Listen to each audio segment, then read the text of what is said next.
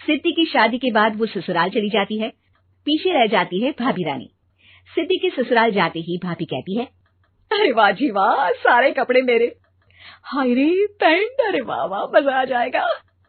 अरे ये सिद्धि की अलमारी के सामने खड़े होकर क्या बड़बड़ा रही है? जा जाकर देख मेहमानों को विदाई की मिठाई मिली कि नहीं।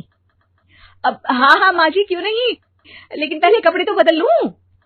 अब रानी आ जाती है सिद्धि के उन कपड़ों में जो वो ससुराल जाने से पहले घर छोड़ जाती है।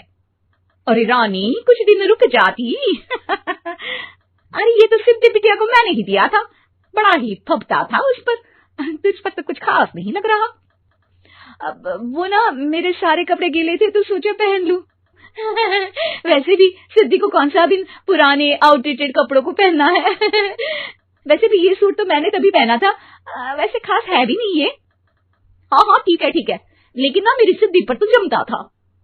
सारे मेहमान चले जाते हैं और सिद्धि ससुराल से मायके पहली बार आती है।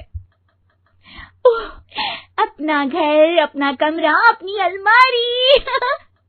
ये बोलकर जैसे ही सिद्धि अलमारी खोलती है तो सामने उसके कपड़ों की जगह कुछ और ही रखा होता है। माँ, ओ माँ, जरा कमरे में तो आना। सास और रानी वहां पहुंच जाते हैं। रानी ने पहनी होती है सिद्धि की जींस और टी शर्ट। अरे भाभी, ये क्या? ये तो मेरी बड़ी ही महंगी टी शर्ट है, इसे आपने घर में क्यों पहनी है? अरे बहुत मिलती है दीदी ये चौक की मार्केट में, 150 में। ओ भाभी प्लीज, ये एरोपोस्टल है, 2000 की एक टी शर्ट। ओह, 2000 में तो दीदी 4 साड़ी आ जाए। अब क्या बोलूं? भाभी, ये मेरी अलमारी में छोटू के कपड़े, तो मेरे कपड़े कहाँ हैं? मेरी अलमारी में? अब दीदी आपको कौन से पुराने कपड़े पहनने थे? माना भाभी, लेकिन मैं जब घर आती तो यही सब पहनती ना। अरे तुम तो बड़ी कंजूस हो दीदी। खैर वक्त आता है जब सिद्धि ससुराल के लिए रवाना हो रही होती है। अरे रानी, अंदर से सिद्धि का गिफ्ट ले आ, लड़की पहली बार ससुराल से मायके आई है। रानी अंदर जाती है और एक सिंपल सी साड़ी लेकर बाहर आ जाती है। ये लीजिए माँ जी।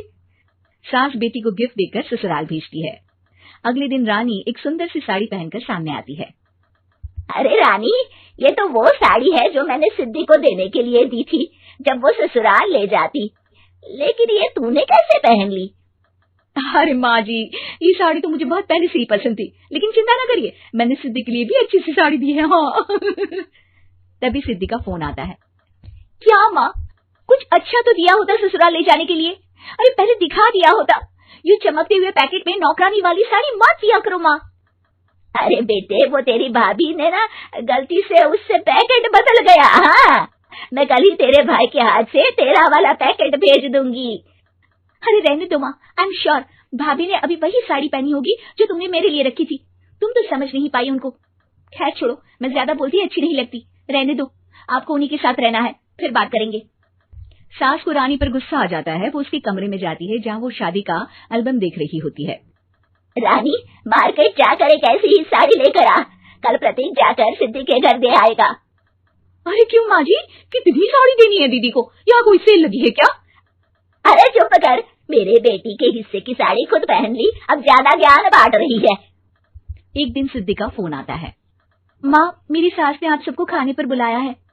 सारे लोग सिद्धि के ससुराल पहुँचते हैं। खाना खाकर वो लोग निकल रहे होते हैं कि सिद्धि की सास सभी को गिफ्ट देती है। अरे बहन जी, बेटी के घर का खाना खा लिया, यही बहुत है जो आप ऊपर से गिफ्ट भी दे रही है। अरे बहन जी, आप भी कहाँ इन बातों पर विश्वास कर रही हैं। सास सभी को गिफ्ट देती है, लेकिन रानी को जो साड़ी देती है वो अजीब सी हरे रंग की, लाल रंग की बड़ी छाप वाली होती है। अरे छी, ये कौन पहनेगा? सासू माँ को तो जरी वाली इतनी सुंदर, और मेरे लिए ये नौकरानी वाली। अरे भाभी, दरअसल मैं जब भी घर आती थी आप वापसी में ऐसी ही साड़ी देती थी ना, तो माँ ने सोचा कि आपको आपकी पसंद की ही साड़ी क्यों ना दी जाए। बेचारी रानी, बोलती भी तो क्या। सिद्धि और सास रानी का चेहरा देखकर हंसने लगती है, तो रानी समझ जाती है कि अपने ही बिछाए जाल में वो फंस चुकी है।